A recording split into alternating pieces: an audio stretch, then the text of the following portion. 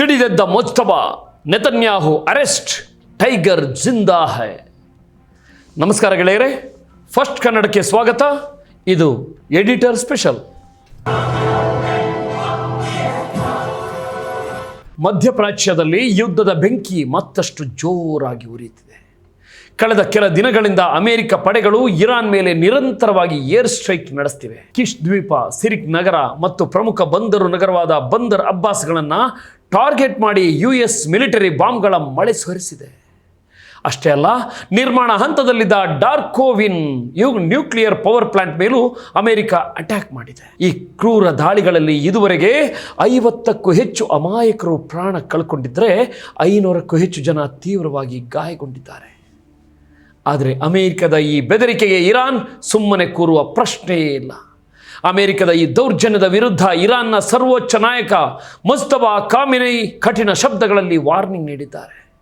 ಅಮೆರಿಕದ ಅಧ್ಯಕ್ಷ Donald Trump ಮಾಡಿಕೊಂಡ ಮಧ್ಯಂತರ ಒಪ್ಪಂದಕ್ಕೆ ಅಂದರೆ ಇಂಟರಿಮ್ ಅಗ್ರಿಮೆಂಟ್ ಅವರು ಸಹಿ ಹಾಕಿದ ಸಹಿ ಸಂಪೂರ್ಣ ನಿಷ್ಪ್ರಯೋಜಕ ಮತ್ತು ಅಮಾನ್ಯ ಅಂತ ಖಾಮೆನಿ ಕಿಡಿಕಾರಿದ್ದಾರೆ. ಅಮೆರಿಕವೇ ಮೊದಲು ಇಸ್ಲಾಮಾಬಾದ್ ತಿಳುವಳಿಕಾ ಒಪ್ಪಂದವನ್ನು ಅಂದರೆ MOU ಅನ್ನು ಉಲ್ಲಂಘಿಸಿದೆ. ಒಪ್ಪಂದಕ್ಕೆ ಸೈನ್ ಮಾಡಿದ ಮೇಲೂ ವಾಷಿಂಗ್ಟನ್ ತನ್ನ ಬದ್ಧತೆಗಳನ್ನು ಗಾಳಿಗೆ ತೂರಿ ತನ್ನ ನಿಜವಾದ ಕ್ರೂರ ಮುಖವನ್ನು ಜಗತ್ತಿಗೆ ತೋರಿಸಿದೆ. ಈ ಬಗ್ಗೆ ಇರಾನ್ ಉಪ ವಿದೇಶಾಂಗ ಸಚಿವ ಖಾಜೆಮ್ ಗರಿಬಾಬಾದಿ ಮಾತನಾಡಿ, ಅಮೆರಿಕವೇ ಮಾತು ತಪ್ಪಿರೋದ್ರಿಂದ ಈ ಒಪ್ಪಂದದ ಅಡಿಯಲ್ಲಿ ಇರಾನ್ ತನ್ನ ಜವಾಬ್ದಾರಿಗಳನ್ನು ಸ್ಥಗಿತಗೊಳಿಸುತ್ತಿದೆ ಅಂತ ಅಧಿಕೃತವಾಗಿ ಅನೌನ್ಸ್ ಮಾಡಿದ್ದಾರೆ. ಅಮೆರಿಕದ ಸುಳ್ಳು, ಅತಾರ್ಕಿಕ ಮತ್ತು ನಂಬಿಕೆ ದ್ರೋಹಿ ಸ್ವಭಾವ ಈಗ ಜಗತ್ತಿನ ಎದುರು ಬೆತ್ತಲೆಯಾಗಿದೆ. ಮಜಾ ಅಂದರೆ, ಟ್ರಂಪ್ ಮಾಡ್ತಿರೋ ಈ ಅರ್ಥಹೀನ ಯುದ್ಧಕ್ಕೆ ಅಮೆರಿಕದಲ್ಲೇ ಭಾರಿ ವಿರೋಧ ವ್ಯಕ್ತವಾಗ್ತಿದೆ. ಟ್ರಂಪ್ ಅವರ ಮಾಜಿ ರಾಜಕೀಯ ಮಿತ್ರರೇ ಈಗ ಅವರ ವಿರುದ್ಧ ತಿರುಗಿ ಬಿದ್ದಿದ್ದಾರೆ. ಅಮೆರಿಕದ ಮಾಜಿ ಸೆನೆಟ್ ಸದಸ್ಯೆ ಮಾರ್ಜೊರಿ ಟೇಲರ್ ಗ್ರೀನ್ ಹಾಗೂ NCTC ಮಾಜಿ ಡೈರೆಕ್ಟರ್ ಜೋ ಕೆಂಟ್ ಟ್ರಂಪ್ ಆಡಳಿತದ ಕ್ರಮವನ್ನು ಕಟುವಾಗಿ ಟೀಕಿಸಿದ್ದಾರೆ. ಜುಲೈ 17ರಂದು ಜೋರ್ಡಾನ್ನಲ್ಲಿ ಇರಾನ್ ನಡೆಸಿದ ಬ್ಯಾಲಿಸ್ಟಿಕ್ ಕ್ಷಿಪಣಿ ಮತ್ತು ಡ್ರೋನ್ ಅಟ್ಯಾಕ್ನಲ್ಲಿ 2 US ಸೈನಿಕರು ಮೃತಪಟ್ಟು ಒಬ್ಬ ಸೈನಿಕ ಮಿಸ್ಸಿಂಗ್ ಆಗಿದ್ದ. ಯುದ್ಧ ಶುರುವಾದಾಗಿನಿಂದ ಇದುವರೆಗೆ ಮೃತಪಟ್ಟ ಅಮೆರಿಕನ್ ಸೈನಿಕರ ಸಂಖ್ಯೆ 16ಕ್ಕೆ ಏರಿದೆ ಮತ್ತು 430ಕ್ಕೂ ಹೆಚ್ಚು ಸೈನಿಕರು ಗಾಯಗೊಂಡಿದ್ದಾರೆ. ಈ ಸಾವುಗಳನ್ನು ನೆಪವಾಗಿಟ್ಕೊಂಡು ಟ್ರಂಪ್ ಯುದ್ಧ ತೀವ್ರಗೊಳಿಸುತ್ತಿದ್ದಾರೆ ಅಂತ ಗ್ರೀನ್ ಆರೋಪಿಸಿದ್ದಾರೆ. ಆ ಅಮೆರಿಕನ್ ಸೈನಿಕರು ಸತ್ತಿದ್ದು ಅಮೆರಿಕದ ಹಿತಾಸಕ್ತಿಗಾಗಿ ಅಲ್ಲ, ಇಸ್ರೇಲ್ ಪರವಾಗಿ ನಡೆಯುತ್ತಿರುವ ಯುದ್ಧದಲ್ಲಿ ಅಂತ ಗ್ರೀನ್ ಸಾಮಾಜಿಕ ಜಾಲತಾಣ Xನಲ್ಲಿ ಟ್ರಂಪ್ ಸರ್ಕಾರನ ಕಣ್ಣು ತೆರೆಸುವಂತೆ ಬರ್ಕೊಂಡಿದ್ದಾರೆ. ಇನ್ನೊಂದೆಡೆ ಜೋ ಕೆಂಟ್ ಎಚ್ಚರಿಕೆ ನೀಡ್ತಾ, ಗ್ರೌಂಡ್ ಆಪರೇಷನ್ ನಡೆಸಿದರೆ ಅಮೆರಿಕದ ಸೈನಿಕರಿಗೆ ಭಾರಿ ಸಾವು ನೋವು ಸಂಭವಿಸಲಿದೆ. ಇರಾನ್ ಸರ್ವೋಚ್ಚ ನಾಯಕ ಖಾಮೆನಿ ಅವರನ್ನು ಟಾರ್ಗೆಟ್ ಮಾಡಿದರೆ ಇಡೀ ಇರಾನ್ ಜನತೆ ಮತ್ತು IRGC ಪಡೆಯು ದೇಶಕ್ಕಾಗಿ ಒಂದಾಗಿ ನಿಲ್ಲಲಿದ್ದಾರೆ. ಆದ್ದರಿಂದ ಮಿಡಲ್ ಈಸ್ಟ್ನಿಂದ ಅಮೆರಿಕ ತನ್ನ ಸೇನೆಯನ್ನು ತಕ್ಷಣ ಹಿಂತೆಗೆದುಕೊಳ್ಬೇಕು. ಹಾರ್ಮುಜ್ ಜಲಸಂಧಿಯಲ್ಲಿ ಹಡಗುಗಳ ಸುರಕ್ಷತೆಗೆ ಇರಾನ್ ಭರವಸೆ ನೀಡಿದರೆ ಬದಲಿಗೆ ಅಮೆರಿಕ ನಿರ್ಬಂಧಗಳನ್ನು ಸಡಿಲಗೊಳಿಸಬೇಕು ಅಂತ ಸಲಹೆ ನೀಡಿದ್ದಾರೆ. ಆದರೆ ಅಮೆರಿಕದ ದಬ್ಬಾಳಿಕೆಗೆ ಇರಾನ್ ಜಗ್ಗುತ್ತಿಲ್ಲ. ಅಮೆರಿಕವನ್ನು ಸೈತಾನ್ ಅಂತ ಕರೆದಿರುವ ಮುಜ್ತಬಾ ಖಾಮೆನಿ ಯುದ್ಧವನ್ನು ಪ್ರಚೋದಿಸುತ್ತಿರುವ ಅಮೆರಿಕಕ್ಕೆ ಇರಾನ್ ಮತ್ತು ಅದರ ಮಿತ್ರ ಪಡೆಗಳು ಮರೆಯಲಾಗದ ತಕ್ಕ ಉತ್ತರ ನೀಡಲಿವೆ ಅಂತ ವಾರ್ನ್ ಮಾಡಿದ್ದಾರೆ. ಇದಕ್ಕೆ ಸಾಕ್ಷಿ ಅನ್ನುವಂತೆ ಇರಾನ್ ತನ್ನ ಪ್ರತೀಕಾರದ ದಾಳಿಯನ್ನು ಇಡೀ ಪ್ರದೇಶದಾದ್ಯಂತ ತೀವ್ರಗೊಳಿಸಿದೆ.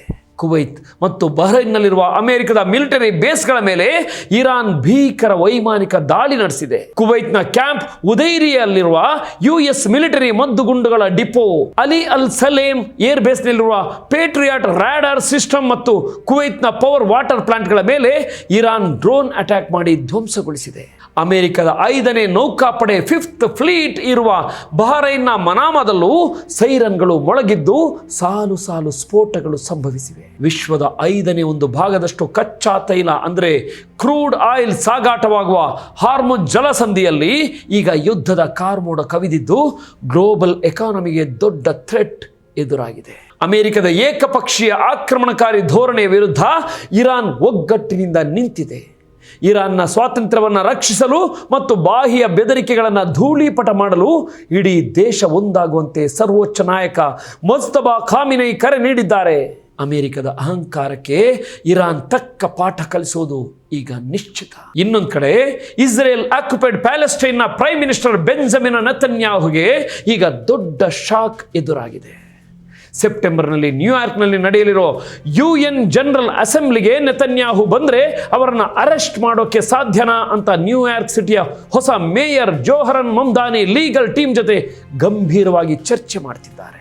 ನ್ಯೂಯಾರ್ಕ್ ಟೈಮ್ಸ್ ಪಾಡ್ಕಾಸ್ಟ್ನಲ್ಲಿ ಮಾತನಾಡಿರುವ ಮಮ್ದಾನಿ, ನೇತನ್ಯಾಹು ಒಬ್ಬ ವಾರ್ ಕ್ರಿಮಿನಲ್, ಅವರು ದಿ ಹೇಗ್ನಲ್ಲಿರೋ ಇಂಟರ್ನ್ಯಾಷನಲ್ ಕ್ರಿಮಿನಲ್ ಕೋರ್ಟ್ ICC ಮುಂದೆ ನಿಲ್ಲಬೇಕು ಅಂತ ಖಡಕ್ ಆಗಿ ಹೇಳಿದ್ದಾರೆ.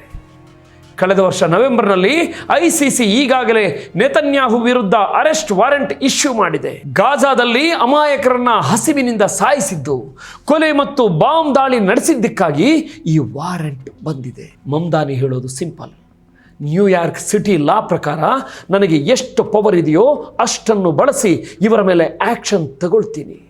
ನಾವು ಹೊಸ ಕಾಯ್ದೆ ಮಾಡಲ್ಲ, ಆದರೆ ಇರೋ ಕಾನೂನನ್ನು ಪಾಲಿಸ್ತೀವಿ ಅಂತ. ಇದು ಬರೀ ಪೊಲಿಟಿಕಲ್ ಸ್ಟೇಟ್ಮೆಂಟ್ ಅಲ್ಲ ಸ್ನೇಹಿತರೆ. ಮಮ್ದಾನಿ ಮೊದಲಿನಿಂದಲೂ ಗಾಜಾದಲ್ಲಿ ನಡೆಯುತ್ತಿರೋ ಅಮಾನವೀಯ ಯುದ್ಧ ಮತ್ತು ನೆತನ್ಯಾಹು ಮಾಡ್ತಿರೋ ವಾರ್ ಕ್ರೈಮ್ಸ್ ವಿರುದ್ಧ ಧ್ವನಿ ಎತ್ತುತ್ತಲೇ ಬಂದಿದ್ದಾರೆ. ಅಷ್ಟೇ ಯಾಕೆ, 7 ಅಕ್ಟೋಬರ್ ಹಮಾಸ್ ದಾಳಿಯನ್ನು ಅವರು ಖಂಡಿಸಿದ್ರು. ಅಂದರೆ ಅವರದ್ದು ನ್ಯಾಯದ ಪರ ಇರೋ ಧ್ವನಿ. ಆದರೆ ಈ ವಿಚಾರದಲ್ಲಿ ನೆತನ್ಯಾಹು ಮತ್ತು ಅಮೆರಿಕದ ಫೆಡರಲ್ ಗವರ್ಮೆಂಟ್ ರಿಯಾಕ್ಷನ್ ಹೇಗಿದೆ ಗೊತ್ತಾ? US ಸರ್ಕಾರ ICC ಗ್ರೂಪ್ನಲ್ಲೇ ಇಲ್ಲ, ಹಾಗಾಗಿ ಅದರ ಪವರ್ ಅಮೆರಿಕದಲ್ಲಿ ನಡೆಯಲ್ಲ ಅಂತ ಟ್ರಂಪ್ ಗವರ್ಮೆಂಟ್ ಹೇಳ್ತಿದೆ. ಮಾರ್ಕೋ ರೂಬಿಯೋ ಅಂತೂ ICCಯನ್ನೇ ಬ್ಯಾನ್ ಮಾಡಬೇಕು ಅಂತಿದ್ದಾರೆ. ಇತ್ತ ನೆತನ್ಯಾಹು ಕೂಡ ಮಮ್ದಾನಿ ಹಮಾಸ್ ಸಪೋರ್ಟರ್, ಅವರು ಪೊಲಿಟಿಕ್ಸ್ ಮಾಡ್ತಿದ್ದಾರೆ ಅಂತ ಆರೋಪ ಮಾಡಿ ವಿಷಯವನ್ನು ಡೈವರ್ಟ್ ಮಾಡೋಕ್ಕೆ ನೋಡ್ತಿದ್ದಾರೆ. ಆದರೆ ರಿಯಾಲಿಟಿ ಏನು ಗೊತ್ತಾ? ಇಡೀ ಜಗತ್ತಿನ ಕಣ್ಣೆದುರು ಗಾಜಾದಲ್ಲಿ ಸಣ್ಣ ಮಕ್ಕಳು, ಮಹಿಳೆಯರು ಸಾಯ್ತಿದ್ದಾರೆ. ಇದನ್ನು ಯುದ್ಧ ಅನ್ನೋಕ್ಕೆ ಸಾಧ್ಯವೇ ಇಲ್ಲ. ಇದು ನೇರ ನರಮೇಧ. ಇದನ್ನೇ ಮಮ್ದಾನಿ ಪಾಯಿಂಟ್ ಔಟ್ ಮಾಡ್ತಿರೋದು ಸ್ನೇಹಿತರೆ. ಈಗ ಅಮೆರಿಕದಲ್ಲೂ ಸಿಚುವೇಶನ್ ಬದಲಾಗ್ತಿದೆ. ಮೊನ್ನೆ ತಾನೇ ಅಮೆರಿಕದ ಕಾಂಗ್ರೆಸ್ನಲ್ಲಿ ಇಸ್ರೇಲ್ ಆಕ್ಯುಪೈಡ್ ಪ್ಯಾಲೆಸ್ಟೈನ್ ಕೊಡ್ತಿದ್ದ $3.3 ಬಿಲಿಯನ್ ಮಿಲಿಟರಿ ಏಡ್ ಕಟ್ ಮಾಡೋಕೆ ಅರ್ಧದಷ್ಟು ಡೆಮಾಕ್ರೆಟ್ಗಳು ವೋಟ್ ಮಾಡಿದ್ದಾರೆ. ಅಂದರೆ ಅಮೆರಿಕನ್ ಜನರಿಗೂ ಈಗ ಅರ್ಥ ಆಗ್ತಿದೆ ನೆತನ್ಯಾಹು ಮಾಡ್ತಿರೋದು ತಪ್ಪು, ಅದಕ್ಕೆ ಅಮೆರಿಕ ಸಪೋರ್ಟ್ ಮಾಡಬಾರ್ದು ಅಂತ. ನ್ಯೂಯಾರ್ಕ್ನ ಮೊದಲ ಮುಸ್ಲಿಂ ಮೇಯರ್ ಆಗಿ ಆಯ್ಕೆಯಾಗಿರೋ ಮಮ್ದಾನಿ ನಮ್ಮ ದೇಶ ಗಾಜಾ ವಿಚಾರದಲ್ಲಿ ತಗೊಂಡಿರೋ ಪಾಲಿಸಿ ತೀವ್ರ ಬ್ಯಾಂಕ್ರಪ್ಟ್ ಆಗಿದೆ ಅಂತ ಓಪನ್ ಆಗಿ ಹೇಳಿದ್ದಾರೆ. ತಮ್ಮ ಸಿಟಿಯಲ್ಲಿ ಹೇಟ್ ಕ್ರೈಮ್ಸ್ ವಿರುದ್ಧ ಫಂಡ್ ಕೂಡ ಜಾಸ್ತಿ ಮಾಡಿದ್ದಾರೆ.